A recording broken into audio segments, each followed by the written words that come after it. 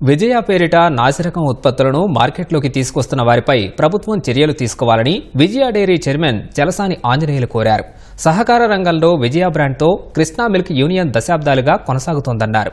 Krishna milk union 60 ఏళ్లు పూర్తి చేసుకున్న సందర్భంగా విజయవాడలోని డైరీ ఆవరణలో భారీ కేక్ కట్ చేసి బెలూన్లు ఎగరవేసి మొక్కలు నాటారు.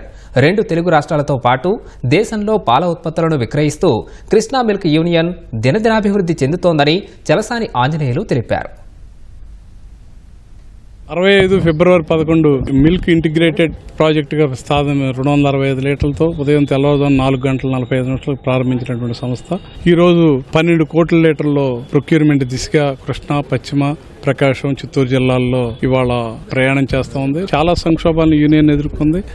అమూల్ వచ్చినా సరే ఆ సంక్షోభాన్ని కూడా మేము రైతులు సమర్థవంతంగా ఎదుర్కోగలిగి రైతులకి భారతదేశంలో అత్యధిక ధర, లాభాలు, బోనస్లు కలిపి 902 రూపాయలు ఇస్తున్నాం. సంక్షేమ కార్యక్రమాలు చేస్తున్నాం. వినియోగదారుడికి భారం తెలవకుండా మేలు కలిగినటువంటి పాలు, పాల పదార్థాలు, స్వీట్స్ అందజేస్తా ఉన్నాం. ఎన్ని కాకుండా ప్రభుత్వాన్ని కూడా తద్వారా విజ్ఞప్తి చేస్తున్నాం. విజయ అనేది విజయవాడలో కృష్ణా మిల్క్ లో పుట్టినటువంటి సంస్థ. ఇటువంటి బ్రాండ్ ని పక్కదోవ పట్టిస్తున్నటువంటి సంస్థల మీద కానీ ప్రత్యేక చర్య తీసుకోవాలని మేము విజ్ఞప్తి చేస్తా ఉన్నాం.